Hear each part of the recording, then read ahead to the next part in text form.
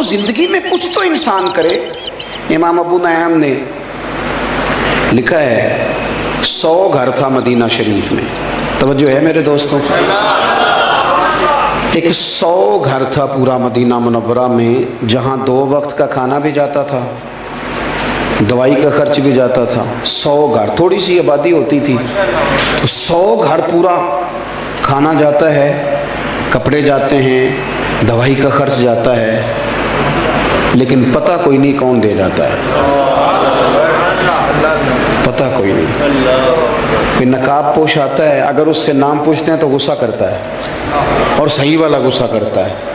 اگر کوئی بات کرتے ہیں تو ناراض ہو جاتا ہے، کہتا ہے اگر آپ نام پوچھا تو آؤں گا نہیں۔ 100 گھر، اور یہ کام سالوں چلا، سالوں۔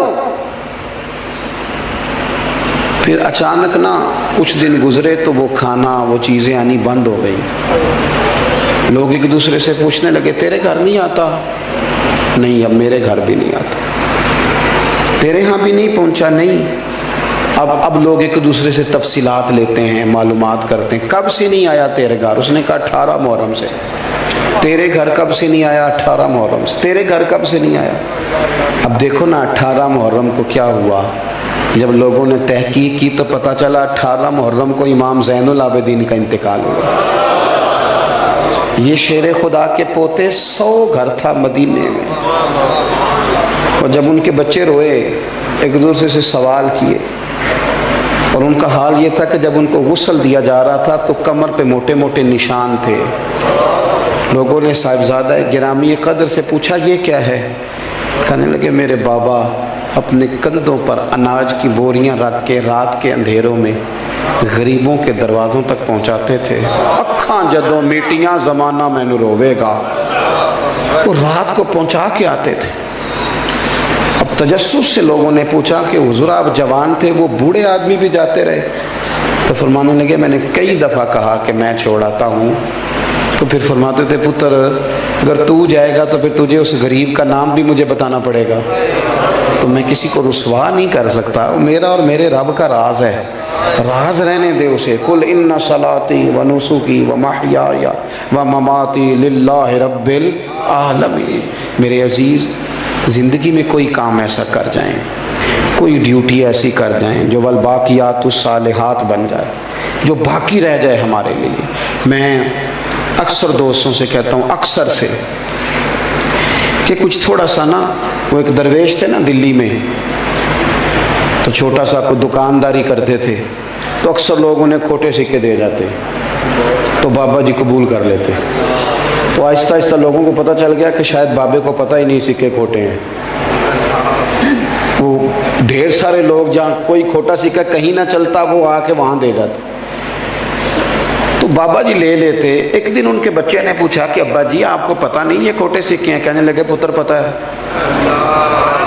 تو کہا آپ چپ کر کے قبول کر لیتے ہیں؟ فرمانے لگے ایک تو میری نیت یہ ہے کہ چلو میں دھوکہ کھا جاؤں باقی مومن بچ جائیں، اور دوسری بات بتاؤں گا نہیں۔ پتر نے ضد کی، کہا ابا جی بتائیں تو صحیح، آپ مجھے بتائیں کیوں کھوٹے سکے لے لیتے ہیں؟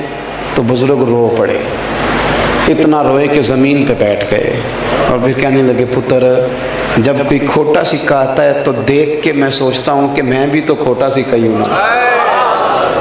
صبح قیامت جب رب کی بارگاہ میں کھڑا ہوں گا تو عرض کروں گا مالک میں نے ساری زندگی تیرے بندوں سے کھوٹے سکے لیے ہیں، تو بھی ایک کھوٹا سکہ قبول کر لے۔ ایک کھوٹا سکہ ہے جسے بھی قبول کر لے۔ امید ہے ان جملوں پہ رحمت فرمائے گا، کرم فرمائے گا۔ اخلاص والا مزاج پیدا کریں، کسی کو 2 وقت کا کھانا دے کے اس کا گلی گلی تذکرہ نہ کریں۔ دیکھیں اس محفل کا مہمان خصوصی کون ہے؟ میری تو ویڈیو بن رہی ہے نا، میں تو اسٹیج پہ بیٹھا ہوں، میں تو آیا ہوں اور جناب ابھی جاؤں گا، لیکن اصل مہمان خصوصی وہ ہوتا ہے جو محفل سے پہلے جھاڑو دیتا ہے، جو گلی گلی اشتہار لگاتا ہے، جو بیچارہ ادھر ادھر بھاگ دوڑ، یہ لوگ مہمان خصوصی ہوتے ہیں۔ جو ورکر ہوتے ہیں اپنی زندگی میں خلوص والا مزاج پیدا کریں، کبھی بھی کسی موقع پر بھی کسی چیز کا اظہار نہ کریں۔ چیزیں جب ریاکاری میں آ جاتی ہیں تو وہ اداکاری بن جاتی ہیں، وہ عمل تکلیف والا بن جاتا ہے، جس پر ہمارے اسا فرمایا کرتے تھے کسی کی بیٹی کی، کچھ لوگوں نے آ کے کہا جی ہم فلاں غریب بچیوں کی شادیاں کراتے ہیں.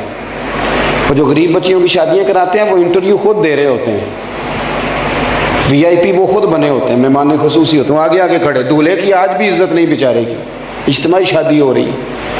تو اسا فرمانے لگے ضرور کراؤ شادیاں، لیکن جس کی بیٹی کی شادی کراؤ پھر اس کی شادی میں خود نہ جانا،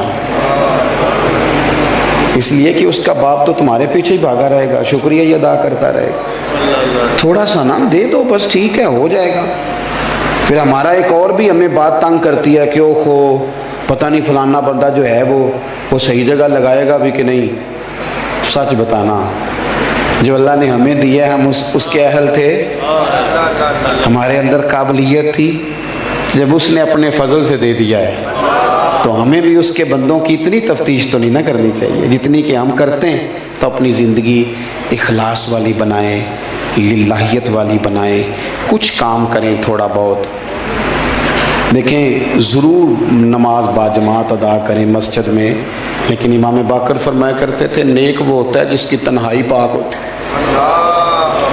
اکیلے میں جو بندہ نیک ہوتا ہے، اپنی تنہائی میں بھی کچھ وظائف پڑھیں، کچھ تھوڑے سے پیسے چھپا چھپو کے ادھر ادھر کسی کو پتہ نہ ہو وہ اللہ کی راہ میں خیرات کریں. کسی غریب کی مدد خالص اس لیے بھی کریں کہ میں نے کسی کو بتانا نہیں. اپنی زندگی میں مخلص ہو جائیں. جب مخلص لوگ مل جاتے ہیں نا تو اخلاص والا ایک بندہ بھی ہو تو باقیوں کا کام بھی بن جاتا ہے. تو بجائے اس کے کہ ادھر ادھر زیادہ توجہ کریں، اپنے معاملات پر غور کریں. سیدنا امیر حمزہ رضی اللہ اخلاص کے ساتھ انہوں نے دیکھا نا کہ حضور کو تکلیف دی ہے ابو جہل نے، تو جا کے مارا ابو جہل کے سر پہ. مختلف روایتیں ہیں، یہ زیادہ مضبوط ہے جو عرض کرنے لگا ہوں. جا کے ڈنڈا مارا اور کہنے لگے میں نے بھی حضور کا دین قبول کر لیا. کہتے ہیں وہاں تو محبت میں یہ نا بھائی کے بچے بڑے پیارے ہوتے ہیں، بھائی بھی بڑے پیارے ہوتے ہیں، لیکن وہ بندہ پھر اپنے بچوں کے سامنے تھوڑی بہت کر بیٹھتا ہے نا باتیں شاتیں، تو پھر وہ کھل کے اظہار نہیں کر پاتا. وہ ہمارے چچا کو ضرورت پڑ گئی تھی 1-2 لاکھ روپے کی، تو ہمارے ابا جی کا بڑا دل کر رہا تھا دینے کو، تو ہمیں راضی کر رہے تھے.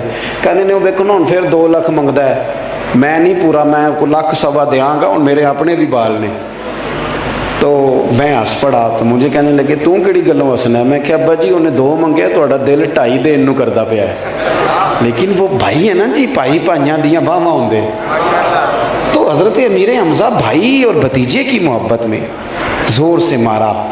کہتے ہیں میں نے اعلان کر دیا کہ میں نے بھی حضور کا دین قبول کر لیا ہے، لیکن جب واپس آیا تو دل میں خیال آیا کہ تو اعلان کر رہا ہے. پھر میں نے اللہ سے دعا کی یا اللہ حق پر میرا دل جما دے.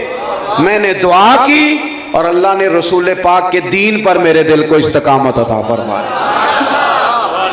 حضرت اور نبی پاک علیہ السلام نے فرمایا، مستدرک میں موجود ہے، حضور فرماتے ہیں اللہ کی بارگاہ میں حضرت امیر حمزہ اللہ اور اس کے رسول کے نام سے ان کا ذکر وہاں کیا جاتا ہے. آسمانوں میں ان کو اسد اللہ کہا جاتا ہے، اور فرمایا وہاں انہیں سید الشہداء کہا جاتا ہے. بڑی جاندار شہادت پیش کی.